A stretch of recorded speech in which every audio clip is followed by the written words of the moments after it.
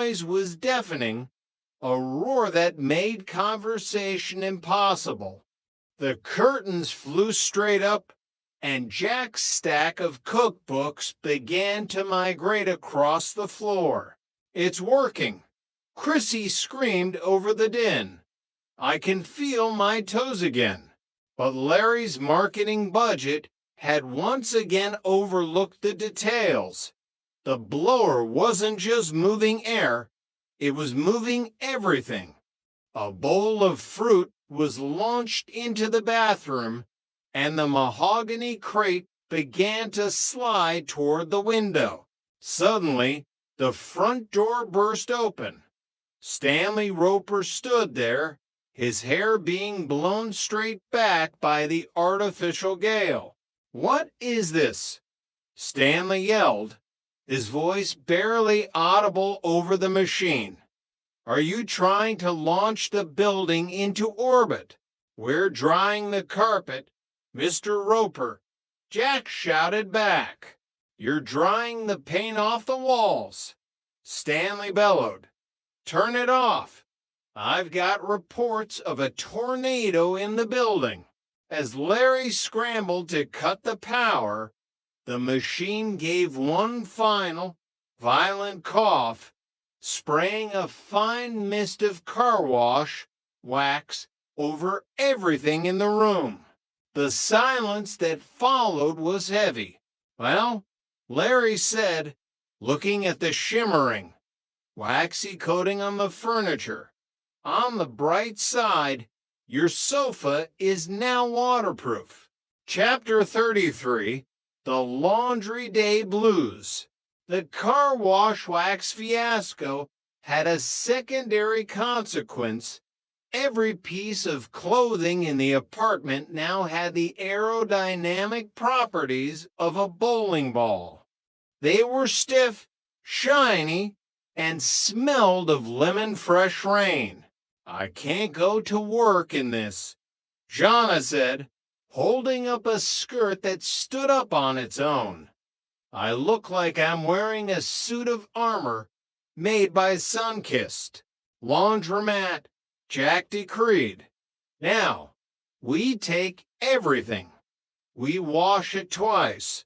We pray the wax comes off before we look like a family of plastic dolls." The local Santa Monica laundromat was a place of white noise and fluorescent lights.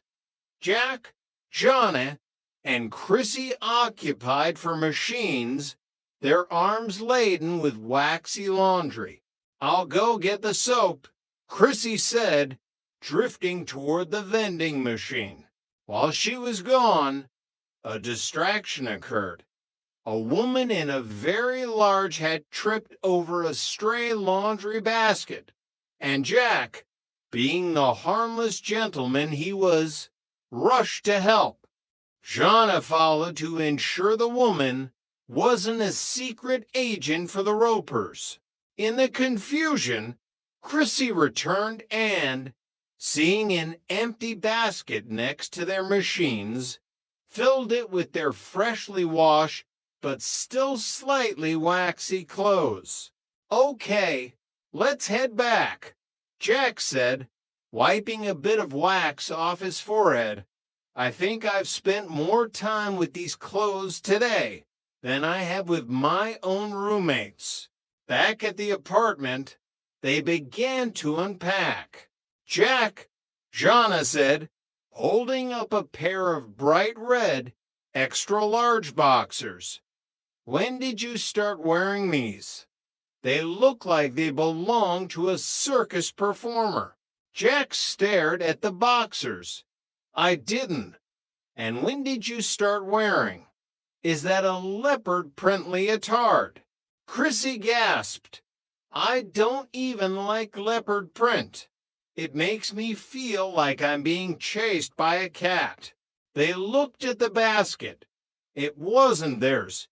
Instead of their waxy, lemon-scented clothes, they were in possession of the wardrobe of a very adventurous, very large stranger. "The laundromat," Jack whispered. We swapped bags. We have to go back. Jonna cried. My favorite blouse is in that bag. It's the one I wore to my first botanical seminar. Wait, Chrissy said, pulling a card out of the leopard print leotard. There's a name on this. The Great Marcello, professional acrobat. Jack looked at the red boxers. Oh, no, we've stolen a circus. Chapter 34, The Acrobat's Visit. They didn't have to go back to the laundromat. The Great Marcello, it turned out, was a man of action. He had found their bag, realized the wax-covered contents were unique, and used a receipt in the pocket of Jack's apron to find their address. There was a knock on the door. It wasn't a knock. It was a rhythmic percussion that vibrated the floorboards.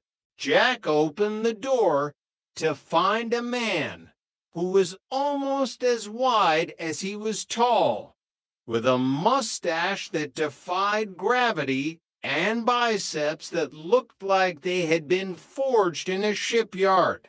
My leotard, Marcello boomed, his voice echoing in the small apartment. I have a show at the pier in 1 hour. I cannot perform the triple somersault in a lemon-waxed apron. Oh, yes, we have it. Jack scrambled toward the bedroom.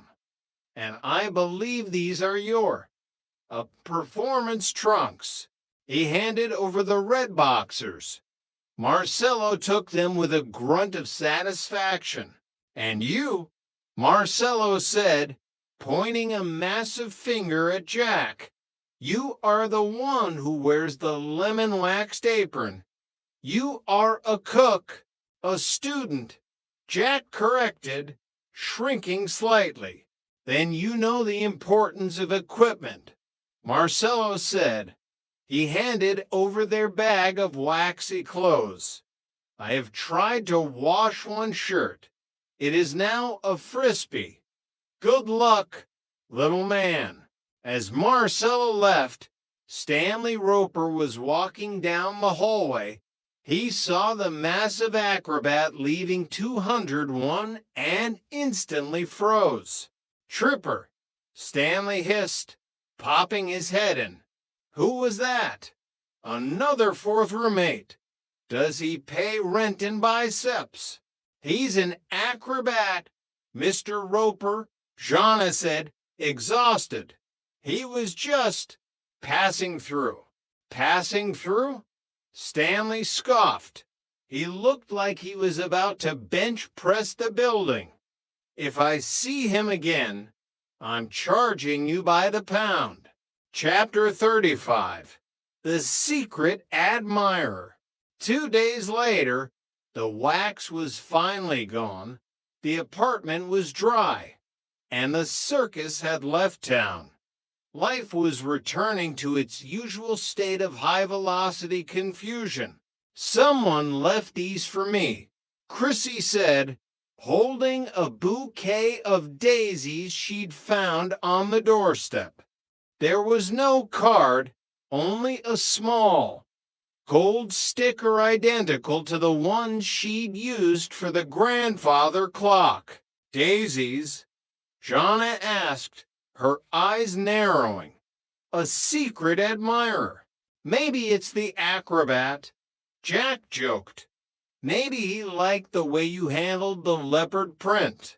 I think it's sweet, Chrissy said, hugging the flowers. I've never had a secret admirer before.